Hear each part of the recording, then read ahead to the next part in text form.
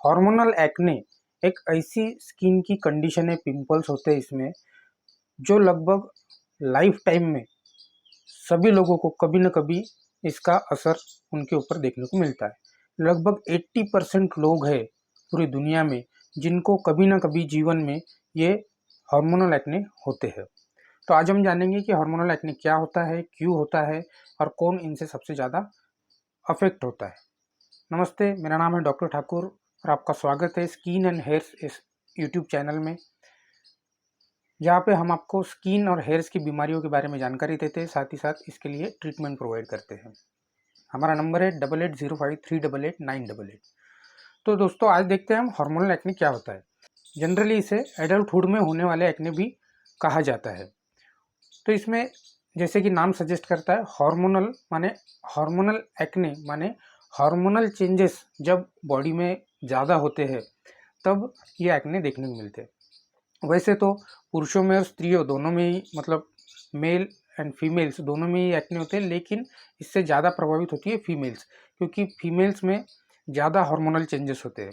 Females में ज़्यादा hormonal changes हमें देखने को मिलते हैं, जैसे जब मेंसेस आती है, या फिर जब उनकी प्रेगनेंसी होती है, या फिर जब वो मेनोपॉज में होती है, मतलब जब मेंसेस या माहवारी जो होती है वो बंद होने वाली होती है, तब भी हार्मोनल चेंजेस बहुत देखने को मिलते हैं। इसलिए फीमेल इससे ज़्यादा प्रभावित होती है।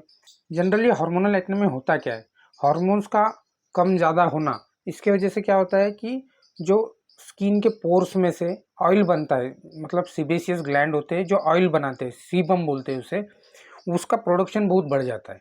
जैसे कि हमने फंगल एक्ने में देखा कि वहाँ पे फंगस का इन्फेक्शन हो जाता है इस पोर्स में, डेड स्किन और ऑयल का मिक्स करके फंगल इन्फेक्शन हो जाता है।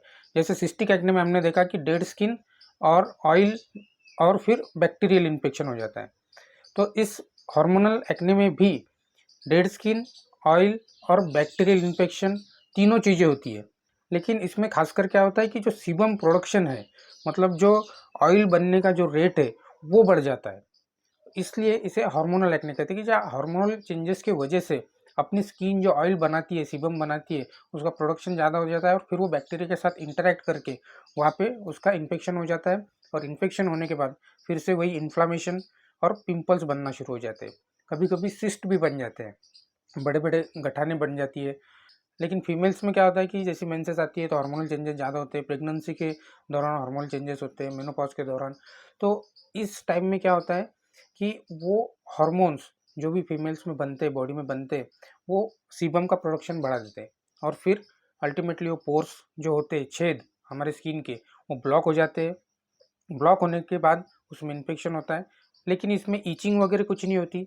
जनरली ये छोटे ही साइज़ के होते हैं, लेकिन कभी कभी इनकी साइज़ बढ़ भी जाती है अगर प्रॉपर ट्रीटमेंट और हाइजीन मेंटेन नहीं की गई तो। इस एक्ने में हमें अलग अलग स्वरूप देखने को मिलते हैं, जैसे पिंपल्स हो जाएंगे, या ब्लैक हेड्स हो जाएंगे, या वाइट हेड्स हमें देखने को मिलते हैं, कील जिसे कहते हैं जनरली। सिस्ट भी कभी कभी देखने को मिलती है।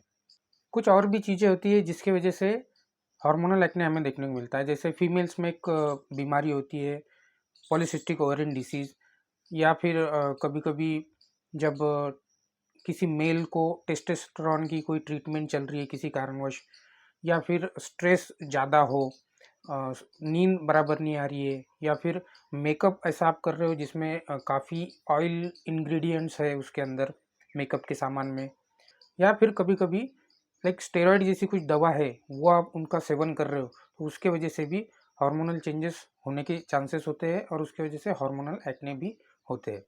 होम्योपैथी में इसके लिए बहुत बेहतरीन दवाइयाँ हैं, जहाँ हम हार्मोन्स तो चेंज नहीं कर सकते, लेकिन हार्मोनल चेंजेस के होने के वजह से जो एक्नेज आते हैं उसको हम कंट्रोल कर सकते हैं, उसका ट्रीटमेंट हम प्रॉपरली कर सकते हैं। तो आपको किसी भी ऐसे परामर्श की आवश्यकता हो तो आप हमें ज़रूर संपर्क कीजिए।